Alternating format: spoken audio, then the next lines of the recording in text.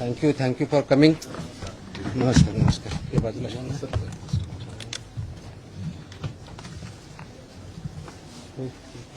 आपल्या फोडला बोलला तुम्ही बसा. थोडं पाठीमाग घेऊ का? थोडं पाठीमाग सरू का?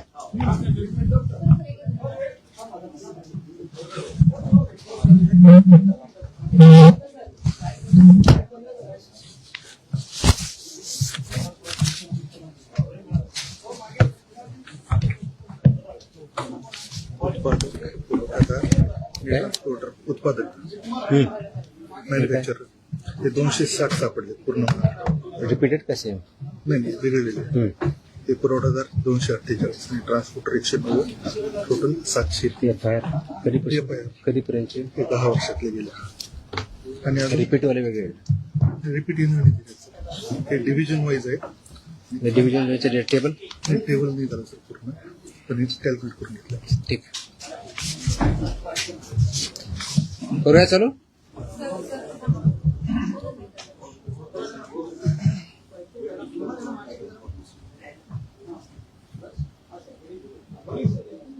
Okay. Welcome to the press conference. आज मुद्दामून एक महत्त्वाच्या विषयासाठी आपल्याला इथं बोलवलं आहे. गेल्या अनेक वर्षापासून आपल्याला माहिती आहे की महाराष्ट्रामध्ये गुटखाबंदी केलेली आहे. आपल्या FSSAI ॲक्टच्या सेक्शन 30 अंतर्गत प्रतिबंधित जे फूड आयटम्स आहेत त्याच्यामध्ये गुटखा आणि तत्सम आयटम जे आपले आहेत त्याच्यावरती गुटखाबंदी केलेली आहे. त्याच्यावरती आपण अनेक वेळा कारवाई करतो, रेड्स करतो, फाईन करतो, FIR करतो. त्याच्यामधल्या प्रोव्हिजननुसार जेल पण होते, प्रॉसिक्युशन पण चालू आहेत. परंतु प्रोहिबिटेड आयटम असतानाही, फूड आयटम असतानाही महाराष्ट्रातल्या ऑलमोस्ट सगळ्या ठिकाणी हा गुटखा विकला जातो आणि कंझ्युम केला जातो. ही रियालिटी आपण बघतोय. मग याच्यावरती पर्याय काय? एन्फोर्समेंट तर चालू आहे, ते आपण आता जास्त स्ट्रिक्ट करत आहोत, तर ते चालूच राहील.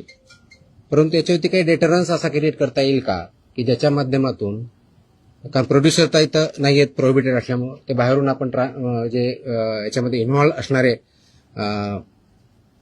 बिझनेसेस आहेत, बिझनेस पर्सन्स आहेत, ट्रान्सपोर्टर्स आहेत, रिटेलर्स, होलसेलर्स, सेलर्स, हे त्याच्यामध्ये इन्व्हॉल्व आहेत. त्या प्रकारचं एक रॅकेट आहे आणि ते जर उद्ध्वस्त करायचे तर आपल्याला खूप मोठ्या प्रमाणात स्ट्रॉंग स्टँड घेणं हे गरजेचं आहे.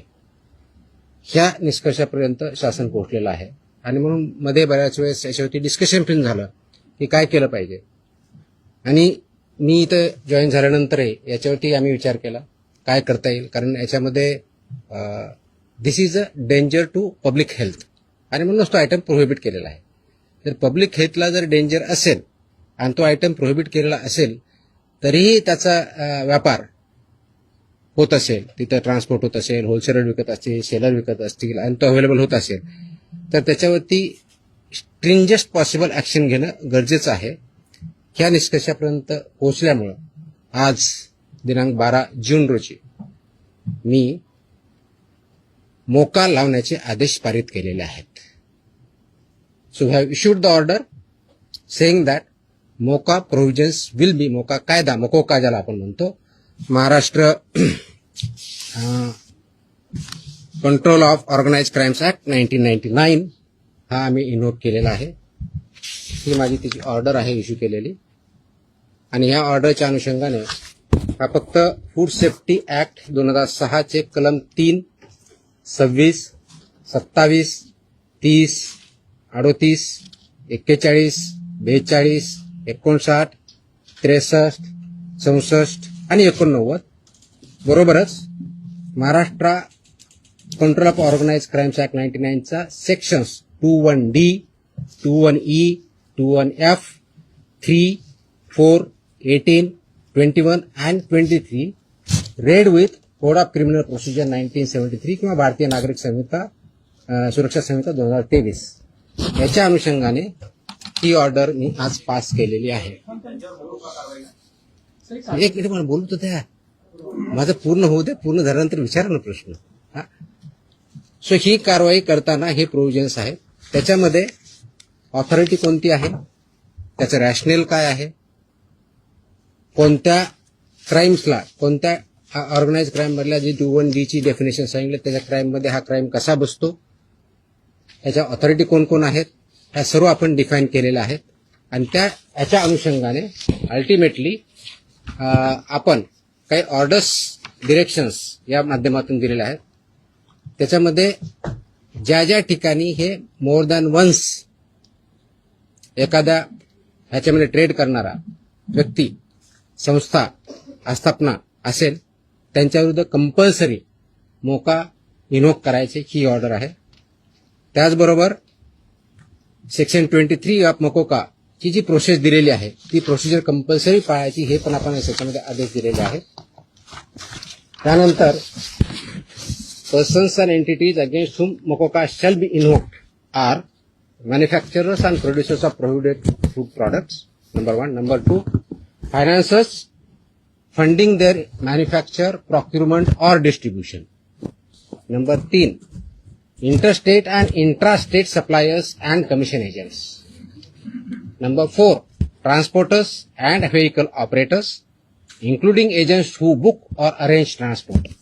Number 5, godown operators, warehouse owners and store managers who knowingly store such products. 6th, wholesale dealers and distributors. 7th, sub-dealers and semi-wholesaler agents. 8th, retail sellers forming part of an identified organized network. And 9, any other person who knowingly facilitates, abets, conceals or assists any of the above. त्या इतक्या जणांविरुद्ध मोकोका वापरायचे ह्याच्यामध्ये आदेश आपण केलेले आहेत. त्याचबरोबर प्रिझम्पशन ऑफ एलिजिबिलिटी जी आहे ते फक्त याच्यावरती नाही तर प्रिझम्पशन ऑफ एलिजिबिलिटी हे आपण ज्यावेळेस म्हणतो की any one or more of the following is present, ते स्ट्रॉंग प्रिझम्पशन फेवर करणारं मोकोकाला हे प्रोव्हिजन वापरायचं. आणि no officer shall refrain without recording specific return reasons approved by joint commissioner. रिजनचं जे असेल त्याच्यामध्ये की इंटरस्टेट सप्लाय चेन और मॅन्युफॅक्चर नेक्सस हे आपल्याला वरती न्यायचं प्रिझम्पशन ऑफ एलिजिबिलिटीसाठी वापरायचं. Clandestine godowns, fake labels, dummy firms और फॉर्ज्ड इनव्हॉइसेस याच्यासाठी सुद्धा हा वापरायचा. Simultaneous seizures across multiple districts pointing to a common syndicate त्याच्यासाठी सुद्धा वापरायचं. करप्शन ऑफ इन्फोर्समेंट ऑफिशियल्स और intimidation of informants of witnesses यासाठी आपण वापरणार आहोत. Seizure value exceeding ₹10 lakhs in a single action or ₹25 lakhs cumulatively from the same account or network, and financial flows indicating systematic profiteering including hawala or benami channels याच्या सुद्धा तिथे escalate करण्यासाठी हे सुद्धा प्रोव्हिजन त्याच्यामध्ये आपण वापरणार आहोत. याची ओरिजिनल ड्युटी आहे ते आपण फूड सेफ्टी ऑफिसरवरती देणार आहोत. डेजिग्नेटेड ऑफिसरच्या ड्युटी आपण याच्यात ज्याला असिस्टंट म्हणून त्यांना डिफाईन केलेल्या आहेत, जॉईंट कमिशनरच्यात केलेल्या आहेत. नेटवर्क वाईड प्रॉसिक्युशन करायचं हे आपण सांगितलं आहे, पार्सल ऍक्शन घ्यायची नाही, कंप्लीट घ्यायची. आणि कॉन्फिस्केशन, अटॅचमेंट अँड फोरफिचरचं कसं करायचं ट्विन ट्रॅक स्ट्रॅटेजी ही पण त्याच्यामध्ये सांगितलेली आहे. त्याचं प्रॉसिक्युशन रजिस्टर मेंटेन करायचं सांगितलेलं आहे, बेलला अपोजिशन करायचं सांगितलेलं आहे, आणि procedure compliance with the criminal procedure code हे सुद्धा आपण मॅन्डेटरी केलेलं आहे. याचा सर्वांचा ऑब्जेक्टिव्ह जो आहे बेसिकली आपण मोका का वापरतोय, कारण हा स्ट्रिंजंट लॉ आहे, आय अंडरस्टँड, आणि त्याचं म्हणूनच खूप थॉट करून, विचार करून याच्यावरती कायद्याचे जे कलम आहेत, सेक्शन्स आहेत त्याचा अभ्यास करून this order is basically done to prosecute in the interest of food safety in violation but as an organized crime against public health. हा क्राईम पब्लिक हेल्थच्या अगेन्स्ट आहे. आणि आर्टिकल 47 ऑफ द कॉन्स्टिट्यूशन जे आहे ते स्टेटला मॅन्डेट करतं. That is where my order begins with. आणि तुम्हाला copy me देईलच, press note बरोबर ही कॉपी पण असेल, so that you can go through that order. It says the Article 47 of the Constitution of India cast upon a state primary duty to improve public health and in particular to bring about prohibition of consumption of substances injurious to health. हे already आपण prohibit केलेलं आहे, त्याचं implementation व्हावं, public health improve व्हावं आणि public health जी endanger होते ते कंट्रोल करता यावं या दृष्टिकोनातून मकोका कायद्याचे प्रोव्हिजन हे प्रोहिबिटेड आयटम जे 32 म्हणजे फसाई ऍक्टच्या सेक्शन 32 अंतर्गत जे आपण प्रोहिबिट केलेले आयटम आहेत त्यांच्यावरती आजपासून म्हणजे अगोदर लागू करू शकलो असतं, पण आज आपण ती ऑर्डर काढलेली आहे and it will be implemented completely across the state of Maharashtra.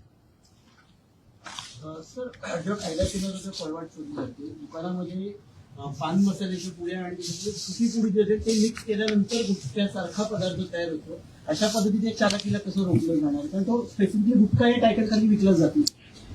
त्याच्यामध्ये मिसलिडिंग ऍडव्हर्टाइजमेंट ऍक्ट आहे. तुम्हाला काही दिवसापूर्वी कारवाई केलेली बघितली. फसाईमध्ये सुद्धा मिसलीड करणं, लेबलमध्ये चुकीची माहिती देणं, इन्ग्रेडियंट चुकीचे असताना वेगळा क्लेम करणं हा सुद्धा गुन्हा आहे. त्यानुसार आपण कारवाई करतो त्याच्यावरती. तर सर, ही जी चालाकी केली दिस इज मिसलिडिंग. तर मिसलिडिंगला कायदा दुसरं मिश्रण जे असतं ते पान मसाला त्याला सुद्धा याच्या अंडर घेतलं जातं ते तंबाखू मिश्रण. मी तेच सांगतोय की आपल्याला कोणताही एखादी ज्यावेळेस प्रॉडक्ट असतो त्याच्यावरती लेबल कोणतं असावं, ते कोणत्या स्टँडर्डचं असावं, त्याच्यामध्ये कोणते कोणते इन्ग्रेडियंट असावे, त्याची काय व्हॅल्यू आहेत वेगवेगळ्या, त्या मॅन्डेट दिले, त्याचे रेग्युलेशन्स आहेत. फसाईमध्ये रेग्युलेशन्स दिलेले आहेत, व्हेरी क्लिअरली दिलेले आहेत. त्याचबरोबर ऍडव्हर्टायझिंग आणि मार्केटिंगचे सुद्धा रेग्युलेशन्स क्लिअरली आहेत. त्याचं व्हायोलेशन जिथं जिथं होतं त्या प्रोव्हिजनचा वापर आम्ही तिथं करणार आहोत. सर, याची जेव्हा कारवाई केली जाते तेव्हा लोकल पोलिसांची भूमिका खूप महत्वाची असते. स्पेशली बीट मार्शल आणि यांचा जो व्हिजिलन्स असतो तो अनेक नेक्सस तिकडे दिसून येतो अनेक पानटपऱ्यांवरती. ते कसं ब्रेक केलं जाणार, आपल्याकडनं कडक कारवाईची तरतूद सगळ्यांकडून. त्याच्यामुळे तुम्ही जर आता मी वाटलं व्यवस्थित ऐकलं असतं तर त्याच्यामुळे तुमच्याकडनं प्रतिक्रिया त्याच्यावरती अपेक्षित. पोलीस आणि नेक्सस झाले it's not about police or FDA किंवा food safety officers. It is the holistic. याच्यामध्ये कंझ्युम करणारा आहे तेवढा जबाबदार आहे, विकणारा आहे तेवढा जबाबदार आहे, इन्फोर्स न करणारा आहे तेवढा जबाबदार आहे. जो कोणी जबाबदार असेल आपण त्याच्यावरती कारवाई करणार आहोत आणि स्ट्रिक्ट करतोय. तुम्ही गेल्या काही दिवसामध्ये बघितलं असेल, हा ज्यावेळेस प्रोहिबिट केला त्यावेळेसचा उद्देश हाच होता की it's a danger to public health. आणि ते जर टाळायचं असेल, कारण याच्यामधून काय काय आजार होतात हे मी वेगळं सांगण्याची गरज नाही. It's documented, it's in the public domain. ते करण्यासाठी आपल्याला स्ट्रिंजंट ऍक्टचे प्रोव्हिजन आपण आज का इन्व्होक करतोय, कारण जेवढ्या इफेक्टिव्हली आपल्याला करायचं होतं तेवढं होऊ शकलं ना. हा डेटाच्या आधारे तुम्हाला मी डेटा सांगतो, म्हणजे जस्ट फॉर इन्फॉर्मेशन आपल्याला हा एक असेल की आतापर्यंत गेल्या 10 वर्षात ऑलमोस्ट आपण एफआयआर किती केलेले आहेत महाराष्ट्रामध्ये. 32चा FSSAचा जो सेक्शन प्रोहिबिट केलेला आहे याच्यावरती. जे मॅन्युफॅक्चरर्स आहेत त्यांच्या विरुद्ध 260 मॅन्युफॅक्चरर्स एफआयआर आहेत आपले. जे पुरवठादार आहेत सप्लायर्स ते 248 आहेत आणि पर्सन्स जे आहेत ते असे 190, असे 703 ट्रान्सपोर्ट कोणते हे ट्रान्सपोर्ट सॉरी ट्रान्सपोर्टर म्हणजे उत्पादक 260, सप्लायर्स 248 आणि ट्रान्सपोर्टर्स 190 असे 703 एफआयआर आहेत. सो एफआयआर काय कमी केलेत अशातला भाग नाही. त्यांचं प्रॉसिक्युशन, त्यांची पुढची प्रोसेस आपण करतोय. पण आपल्याला अजूनही त्याच्यामध्ये कम्प्लीट याच्यामधून खरोखरच हद्दपात करण्याच्या दृष्टीने कारण याच्यातून झाला नाही तर पुढची स्टेप आपण घेतोय आणि ती आज आपण घेतलेली आहे. Yes please. पदभार स्वीकारला एक मिनिट. गुटखा हा 2 नंबर धंदा आहे आणि याच्यामध्ये खूप मोठं अर्थकारण आहे आणि ज्याच्यामध्ये पोलीस प्रशासन सुद्धा मोठ्या प्रमाणात, खास करून बॉर्डरवरचे जे जिल्हे आहेत किंवा बॉर्डरवरचे जे पोलीस स्टेशन आहेत तर तिथून मोठ्या प्रमाणात गुटखा सप्लाय होतो.